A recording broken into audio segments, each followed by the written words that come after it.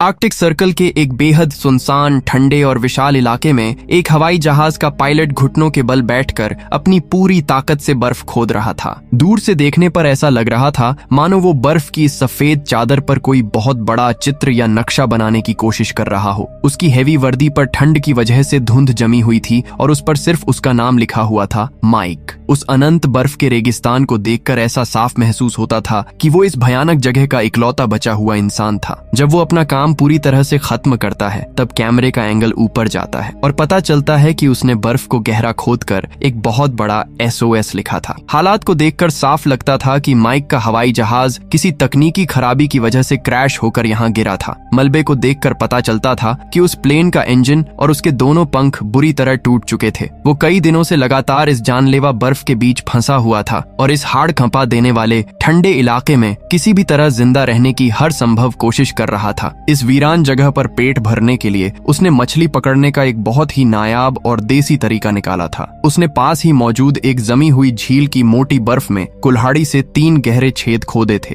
जिनमें उसने मजबूत रस्सी और चारा बांधकर नीचे पानी में डाल दिया था। इस कमाल की तरकीब से वो दिन भर में कुछ मछलियां पकड़ पाता था और उन्हें फ्रेश रखने के लिए बर्फ से बने एक प्राकृतिक डिब्बे में जमा करता रहता था। रोज की तरह अपना रूखा सूखा खाना खाने के बाद माइक अपनी हिम्मत जुटाता है, अपना जरूरी सामान लेता है और पास के एक ऊंचे बर्फीले पहाड़ पर चढ़ने लगता है। पहाड़ की चोटी पर पहुंचकर वो अपनी आंखों पर हाथ रखकर चारों तरफ आसमान और क्षितिज को बड़े ध्यान से देखता है। उसके मन में एक ही उम्मीद थी कि शायद कोई खोजी जहाज, मिलिट्री का विमान या कोई रेस्क्यू हेलीकॉप्टर उसे ढूंढते हुए वहां दिख जाए। पिछले कई दिनों से वो लगातार इस अनजान जगह का एक रफ नक्शा भी बना रहा था ताकि वो अपनी पोजीशन को समझ सके। इसके साथ ही वो अपने पास मौजूद एक मैनुअल सिग्नल मशीन से लगातार मदद मांगने के लिए रेडियो वेव्स भेजता रहता था। वह मशीन एक छोटे से हैंडल को गोल गोल घुमाने से चार्ज होती थी और चलती थी। जब वो हैंडल घुमाता था तो उसमें एक लाल बत्ती जलती थी, जिसका मतलब था कि सिग्नल बाहर भेजा जा रहा है। अगर सामने से किसी का जवाब आता तो उस मशीन में हरी बत्ती जलती। जब से उसका जहाज क्रैश हुआ था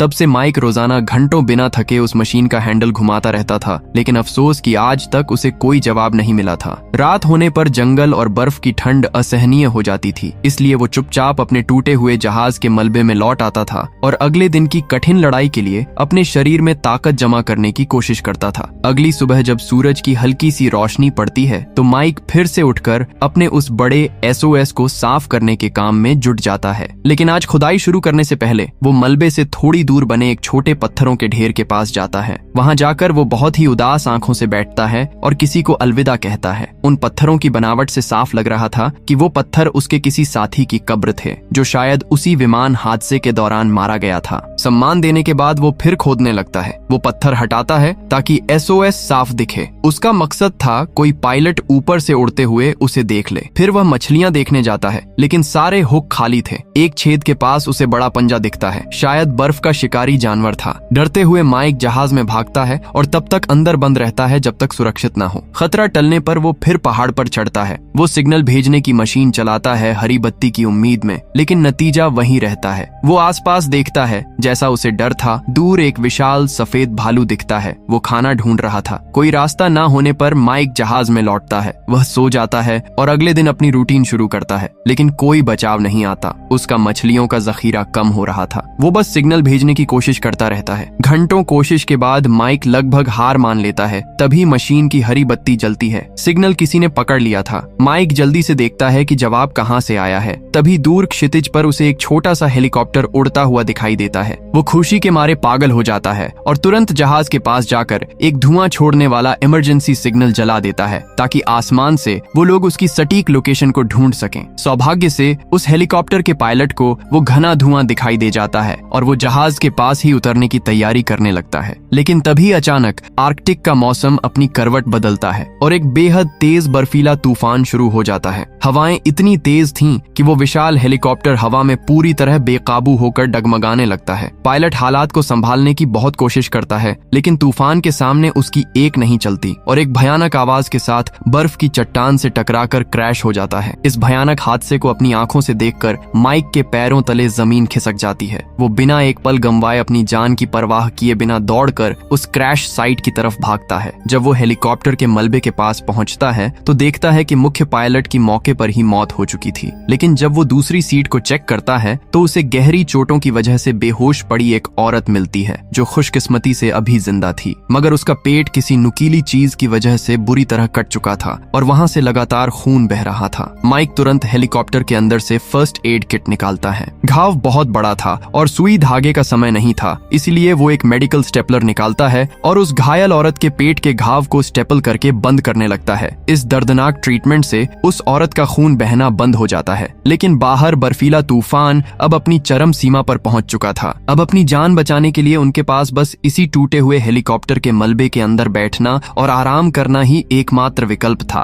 कई घंटों के लंबे इंतजार के बाद आखिरकार मौसम थोड़ा सामान्य होता है और बर्फीली हवाएं रुकती हैं। माइक तुरंत उस बची हुई औरत की हालत को चेक करता है। उसकी सांसें चल रही थीं, लेकिन वो बहुत कमजोर थी। इसके बाद वो हेलीकॉप्टर के अंदर बचे हुए सामान की अच्छे से जांच करता है। किस्मत से उसे वहां कुछ मजबूत रस्सियां, बर्फ पर चढ़ने का एक प्रोफेशनल औजार और फटाफट बनने वाले इंस्टेंट नूडल्स के कुछ कप मिल जाते हैं। पिछले कई दिनों से लगातार सिर्फ कच्ची और उबली हुई मछली खाने के बाद माइक तुरंत थोड़ा पानी गर्म करता है और बड़े चाव से नूडल्स खाता है। उसे हर हाल में अपने पुराने सुरक्षित जहाज पर लौटना था, इससे पहले कि और तूफान आए। हेलीकॉप्टर का पायलट बच नहीं पाया था। माइक उस औरत की चोटों का इलाज करने को तैयार था। वह जितना सामान ले सकता था लेता है। फिर हेलीकॉप्टर पर एक संदेश लिखता है। संदेश कहता है 2 बचे लोग उस घाटी की ओर गए हैं जहां उनका जहाज गिरा था। उसे उम्मीद थी कोई इसे देखकर उन्हें बचाने आएगा। माइक उस औरत को लेकर अपने जहाज की ओर चलता है। वहां पहुंचकर वो उसका नाम पूछता है, लेकिन औरत उसकी भाषा अच्छे से नहीं समझती। वह बस पायलट कहती है अपने साथी के बारे में जानने के लिए। माइक बताता है पायलट बच नहीं पाया। वो उसे जहाज में इंतजार करने को कहता है। वह फिर हेलीकॉप्टर की जांच करने जाता है। औरत के सो जाने पर माइक हादसे की जगह लौटता है। उसे अपने साथी का शरीर बर्फ में ढका मिलता है। जैसा उसने पहले किया, वो उसे बर्फ में दफनाता है और सम्मान के लिए पत्थर रखता है। फिर वह हेलीकॉप्टर के अंदर जांच करता है। उसे एक नक्शा, एक लाइटर, एक छोटा गैस टैंक और एक छोटा चूल्हा मिलता है। उसी वक्त उसे एक फोटो मिलती है जो उसे भावुक कर देती है। वो उसे अपनी जैकेट में रखता है। जांच के दौरान माइक को सामान के डिब्बे में एक स्लेज मिलता है। वो इसका इस्तेमाल सामान ले जाने के लिए करता है। जहाज पर लौटकर वो फोटो उस औरत के पास रखता है। पता चलता है ये एक परिवार की फोटो थी। इससे लगता था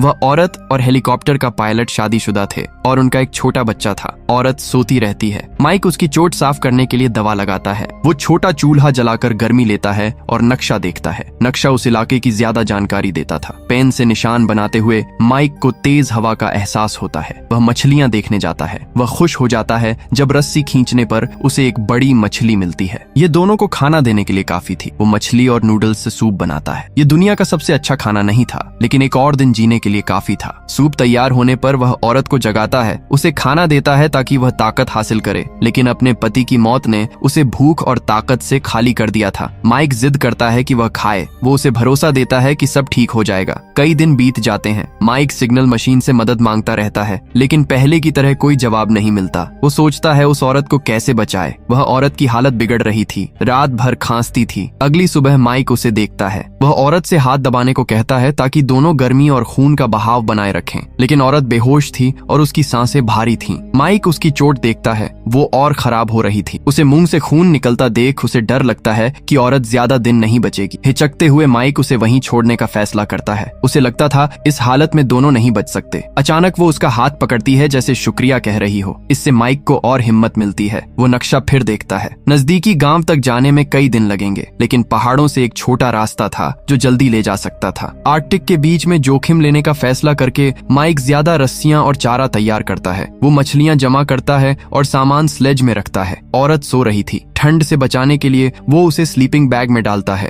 वो जहाज पर आखिरी संदेश लिखता है कि 2 लोग गांव की तलाश में उत्तर जा रहे हैं। माइक स्लेज को रस्सी से बांधता है, उसे कंधों पर रखता है और बर्फ के विशाल रेगिस्तान की ओर चलता है। लेकिन नक्शा देखकर उसे पता चलता है रास्ता वाकई उत्तर में था। वो जहाज लौटता है, संदेश ठीक करता है और उत्तर की ओर चलता है। मोटी बर्फ से गुजरते हुए वो फिर नक्शा देखता है। मंजिल अभी बहुत दूर थी, फिर भी वह हार नहीं मानता। वो औरत को पानी पिलाता है। कई घंटे बाद दोनों यात्रा का दूसरा हिस्सा पूरा करते हैं, लेकिन रात होने वाली थी। माइक बर्फ खोदकर एक गुफा बनाता है ताकि वह आराम कर सकें। वो औरत को खाना पानी देता है, दोनों सो जाते हैं। सुबह होती है। माइक ज्यादा कपड़े और मास्क पहनता है। एक और तेज तूफान आ रहा था। रास्ते में उसे बर्फ में ढका सामान मिलता है। उसे उम्मीद थी यह किसी बचे हुए का होगा, लेकिन करीब से देखने पर उसे पता चलता है यह उसका अपना सामान था जो उसने पहले अकेले यात्रा करते वक्त छोड़ा था। एक डिब्बे में उसकी पुरानी पहचान पत्र मिलती है। इससे पता चलता है वो EAA का हिस्सा था। यह एक खास हवाई जहाज समूह था जो नए तरह के जहाज बनाता और उड़ाता था। शायद माइक ने ऐसे ही जहाज में यात्रा की थी जो आर्कटिक के मौसम को झेल नहीं सका और गिर गया, लेकिन अब शिकायत का फायदा नहीं था। माइक जल्दी से मंजिल तक पहुंचने की उम्मीद करता है। यात्रा चलती है, तभी उसे एक विशाल पहाड़ दिखता है जो नक्शे में नहीं था। वो हेलीकॉप्टर से लिया बर्फ का औजार इस्तेमाल करता है। वह पहाड़ चढ़ता है और दूसरी तरफ समतल रास्ता ढूंढता है। वह रस्सी से सामान खींचता है। फिर वह औरत को स्लेज समेत खींचने की कोशिश करता है, लेकिन यह बहुत मुश्किल था। वजन इतना था कि वह नहीं संभाल सका। रस्सी उसके हाथ से छूट जाती है। स्लेज नीचे की ओर लुढ़कने लगता है। माइक पूरी ताकत से खींचता है, लेकिन स्लेज पहाड़ी के नीचे चली जाती है। वह देखता है इसे ऊपर नहीं खींच सकता। उसे पहाड़ के चारों ओर लंबा रास्ता लेना पड़ता है। माइक यात्रा फिर शुरू करता है, लेकिन उसे फिर रुकना पड़ता है। खाने और आराम के लिए उसे चट्टानों के नीचे एक गुफा मिलती है। प्रवेश द्वार बर्फ से ढका था। वह अपने औजार से बर्फ हटाता है और रास्ता साफ करता है। अंदर वह गैस टैंक से बची मछली पकाता है। वो औरत को खाना खिलाने की कोशिश करता है, भले ही उसकी हालत खराब थी। रात होने वाली थी। दोनों बस सो सकते थे, लेकिन माइक को कुछ आने की आवाज सुनाई देती है। वो ध्यान से सुनता है और एक जंगली जानवर की दहाड़ सुनाई देती है। वो सावधानी से उठता है और बर्फ का औजार पकड़ता है। कुछ सेकंड बाद सब शांत हो जाता है। उसे लगता है जानवर चला गया, लेकिन औरत खांसने लगती है। इससे विशाल सफेद भालू फिर आकर्षित होता है। वो और जोर से दहाड़ता है। वो गुफा में घुसने की कोशिश करता है, लेकिन छेद छोटा था। फिर भी भालू बर्फ हटाता है और सिर अंदर डालता है। माइक चिल्लाता है और सिग्नल की आग जलाकर हवा में लहराता है। उसका तरीका काम करता है। भालू आग से डरकर भाग जाता है। खतरा टलने पर माइक थक कर और घबराकर जमीन पर गिरता है। एक और दिन बीतता है। माइक गुफा से बाहर देखता है। सौभाग्य से सफेद भालू का कोई निशान नहीं था। माइक औरत को स्लेज पर रखकर खींचता है और कुछ मीटर आगे बढ़ता है। रास्ता जैसे खत्म ही नहीं होता था और बुरा एक तेज बर्फीला तूफान शुरू हो जाता है। इससे उसकी नजर कमजोर हो जाती है। उसे रुकना पड़ता है। आसपास कोई गुफा नहीं थी। आगे चलना उसे और थका देता, इसलिए वो औरत के साथ स्लीपिंग बैग में घुस जाता है ताकि दोनों तंग जगह में गर्मी पा सकें। इस मुश्किल हालत में घंटे धीरे धीरे बीतते हैं। आखिरकार सब सामान्य होता है। दोनों बर्फ से ढक जाते हैं। माइक स्लीपिंग बैग से बाहर निकलता है। वो सामान की जांच करता है कि तूफान से कुछ टूटा तो नहीं। उसे पानी की बोतल मिलती है जो पूरी तरह जमी थी। वो उसे अपनी जैकेट में रखता है ताकि अपनी गर्मी से बर्फ पिघले। माइक स्लेज को फिर तैयार करता है। वो नरम बर्फ वाले रास्ते पर पहुंचता है जहां चलना मुश्किल था। थकान बढ़ती जाती है। उसे एक पथरीली पहाड़ी के पास रुकना पड़ता है। माइक नक्शा देखता है और समझता है कि मंजिल अब भी बहुत दूर है। वो सिर्फ सामान लेकर रास्ते पर चलता है। तभी उसे बर्फ में फूलों से ढका पत्थर दिखता है। वह हैरान होता है, लेकिन करीब जाने पर जमीन धंस जाती है। वो एक छेद में गिर जाता है। मिनटों बाद वो गुफा में जागता है। उसका दायां पैर पत्थर में फंस गया था। वो पूरी कोशिश करता है,